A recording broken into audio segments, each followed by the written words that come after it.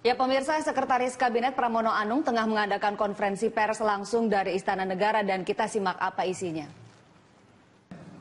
Yang berikutnya nanti yang ketiga akan diumumkan oleh Menteri Agraria tentang percepatan kemudahan dalam penerbitan sertifikat tanah, terutama untuk PKL, dan nanti juga akan diatur lebih lanjut bagi sektor-sektor lainnya. Untuk mempersingkat waktu, kami persilakan Pak Menko Perekonomian untuk menyampaikan. Dipersilakan. Terima kasih Pak Seskap. Saudara-saudara sekalian, ada tiga peraturan yang tadi disinggung oleh Pak Pram. Sebetulnya selain tiga itu ada satu yang sudah diumumkan oleh Ketua BKPM sejak beberapa hari yang lalu, nanti akan diulang oleh rekan saya dari BKPM, yaitu izin investasi yang 3 jam itu, yang tadinya 4 izin dia peroleh selama 3 jam, kemudian dinaikkan menjadi 8 izin tetap selama 3 jam. Nanti apa saja izinnya akan dijelaskan oleh rekan dari BKPM. Itu yang pertama. Yang kedua, yaitu keringanan PPh pasal 21, ya, itu adalah pajak karyawan yang dibayar oleh perusahaan. Ya, jadi keringanan PPh pasal 21 bagi pegawai yang bekerja pada industri padat karya. Ya, jadi pada industri padat karya, jadi tidak untuk semua industri selama jangka waktu 2 tahun, namun nanti akan dievaluasi kalau dianggap perlu bisa diperpanjang, dan ini melalui penerbitan peraturan pemerintah. Ya, kira-kira lebih rincinya adalah wajib pajak yang memenuhi persyaratan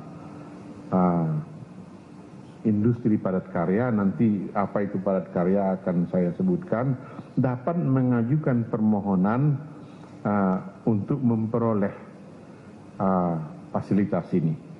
Persyaratan bagi perusahaan padat karya itu yang dapat mengajukan keringanan PPh pasal 21 itu adalah yang menggunakan tenaga kerja Indonesia paling sedikit 5.000 orang.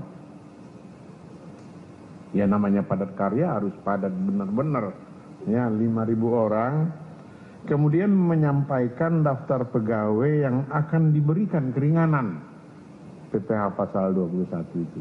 Jadi harus ada listnya juga. Ya.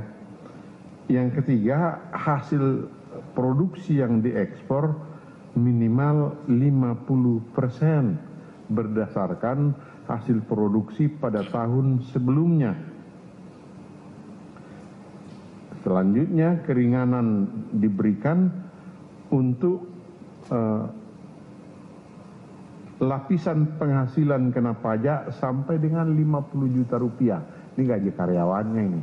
Jadi jangan yang tinggi-tinggi gajinya yang dapat fasilitas, yang bawah aja. Ya, sampai dengan 50 juta. Kemudian pemanfaatan fasilitas subsidi PPh tidak berbarengan atau diberikan setelah ada fasilitas lain juga yang dia dapat yang bersangkutan dengan pajak. Diberikan dalam waktu 2 tahun dan dapat dievaluasi untuk diperpanjang. Itu yang pertama. Yang kedua adalah ini juga menyangkut perusahaan padat karya. Ya. Perubahan dari PP nomor 18 tahun 2015 tentang fasilitas pajak penghasilan untuk penanaman modal di bidang-bidang usaha tertentu atau di daerah-daerah tertentu. Ada PP-nya seperti itu. Dan fasilitasnya itu adalah tax allowance. Apa tax allowance-nya? Yang pertama, kalau investasi 100, dia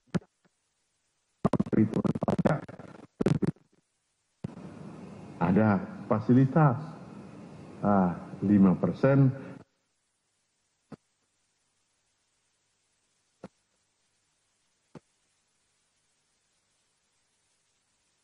Pengurangan dividen yang dibayarkan sebagai pajak, sebagai subjek pajak luar negeri, itu diturunkan pajaknya 20% menjadi 10%. Ada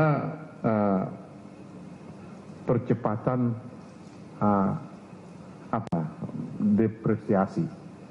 Kemudian ada satu lagi perpanjangan loss carry forward. Tahu kan kalau rugi, itu ruginya itu masih bisa diperhitungkan pada tahun-tahun setelah itu untuk mengurangi pembayaran pajaknya. Nah, secara umum aturan itu ada yang manapun. Untuk ini, tax allowance ini dia dipercepat, diperpanjang waktunya dari 5 tahun menjadi 10 tahun. Nah, ini adalah menambahkan beberapa industri baru yang dapat fasilitas ini, yaitu industri alas kaki untuk keperluan sehari-hari, sepatu ini, ya. Industri sepatu olahraga, ada nomor-nomor ini secara jelas, nomor KBLI-nya. Kemudian industri sepatu teknik lapangan atau keperluan industri. Ada nomornya, nanti tanya saja sama teman dari BKPM, ya. Itu akan dimasukkan di dalam lampiran PP nomor 18 tahun 2015 yang tadinya belum ada ini, ya. Nah, dengan perubahan ini maka ketiga industri tersebut dapat memperoleh fasilitas pajak di seluruh provinsi tanpa pengecualian. Masih ada satu lagi, ditambahkan lagi dari yang tidak ada sama sekali menjadi ada, industri pakaian jadi dan tekstil. Ya. Selanjutnya industri pakaian jadi dari kulit. Ya. Nah, kelima bidang industri ini menjadi industri baru yang merupakan industri padat karya semuanya, untuk bisa memperoleh fasilitas tax allowance. Yang terakhir adalah percepatan dan kemudahan dalam sertifikasi tanah rakyat. Ya. Ini melakukan percepatan dan kemudahan dalam sertifikasi tanah masyarakat dalam rangka kepastian hak atas tanah dan mendorong pembangunan ekonomi masyarakat. Ini akan dimulai nanti dari yang paling sederhana, pedagang kaki lima. Baru kemudian petani dan sebagainya, bahkan Kementerian Agraria akan mencetak juru ukur dan asisten juru ukur. Jadi keren, nanti ada profesi baru yang namanya juru ukur maupun asisten juru ukur yang nanti merupakan profesi yang bisa ikut lelang untuk mengukur tanah rakyat. Jadi kalau hanya memakai juru ukur yang ada di BPN sekarang, itu hasilnya sudah bisa dihitung, nggak selesai sertifikasinya sampai berapa 20 tahun lagi pun. Tapi dengan ini memang kita belum berani mengatakan jadi berapa tahun, tapi akan lebih cepat nanti biar dijelaskan oleh Bapak Menteri Agraria. Ya, kita siapa Pak sekarang? Pak Ferry. Ya, terima kasih. Jadi di paket 7 kemudahan juga dalam proses sertifikat, karena sertifikat itu kita maknai sebagai sebuah akses ekonomi, ya, akses ekonomi. Nah, kita melakukan proses yang masyarakat kita kita fasilitasi, dan kita mulai dari penerbitan permen yang sudah disetujui. Jadi permen ini pendayagunaan tanah negara untuk pedagang kaki lima. Jadi seluruh pedagang kaki lima yang ada di dalam kawasan penataan yang dilakukan oleh pemerintah daerah, maka kemudian setelah keluar izin penempatannya, kami datang mengukur kiosnya berapa dan kita mengeluarkan HGB-nya untuk 5 tahun. HGB itu bisa menjadi agunan, ya, agunan ke pihak perbankan, dan kita sudah ngomong dengan OJK waktu itu, ya, untuk KUR masuk sana. Jadi ini adalah pendayagunaan tanah negara untuk pedagang kaki lima. Jadi pemberian hak guna bangunan, ya, bagi pedagang kaki lima dalam kawasan penataan yang dilakukan oleh pemerintah daerah untuk jangka waktu 5 tahun. Ini menambah modal bagi mereka, menambah ketenangan bagi mereka, dan ini saya kira akan menegaskan bahwa bagaimana sebenarnya sertifikat itu dalam konteks reforma agraria itu memiliki nuansa akses reform, ya, dia memiliki akses untuk ke dunia perbankan, ya. Ini saya kira yang kami akan lakukan, dan sampai hari ini sudah terdaftar 34 ya daerah di berbagai Indonesia, karena kami sudah mulai dari instruksi waktu itu 34, dan kita akan launching nanti mulai di Banten, Pak, ya, di Banten pada Desember ini. Ya, terima kasih. KPM. Terima kasih Pak Seskap. Rekan-rekan wartawan semuanya, BKPM sejak Oktober kemarin telah meluncing pelayanan investasi 3 jam. Dalam waktu 3 jam itu, sebelumnya kami mengeluarkan izin investasi, kemudian pengesahan akte karena memang di situ ada notaris sekarang di BKPM, kemudian NPWP juga dalam 3 jam keluar. Itu sudah, dan kemudian satu lagi bonus sebelumnya kita sebutkan adalah blocking tanah. Itu dari perwakilan Menteri Agraria BPN yang ada di PTSP BKPM. Jadi sebelum 4. Tapi karena itu bukan izin, itu adalah surat keterangan blocking tanah. Kemudian sejak 1 Desember, pelayanan ini kita tingkatkan lagi, tambah 5 lagi.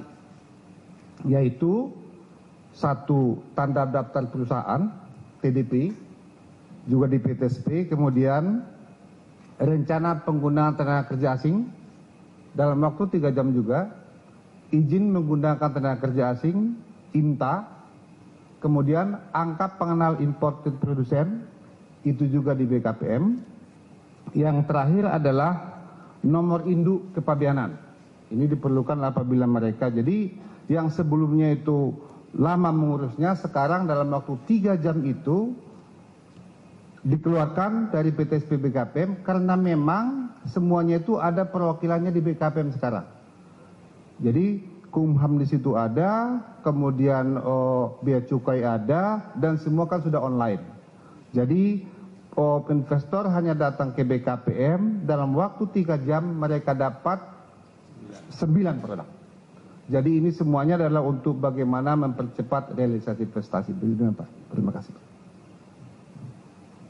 Rekan-rekan sekalian, jadi tadi yang terakhir BKPM 3 jam, yang dulu hanya 4, sekarang menjadi 9 item.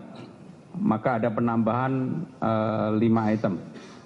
Karena masih ada ratas, kami akan melanjutkan ratas. Dan malam ini ada pernikahan, kita belum tahu ratasnya selesai atau tidak. Terima kasih. Wassalamualaikum warahmatullahi wabarakatuh.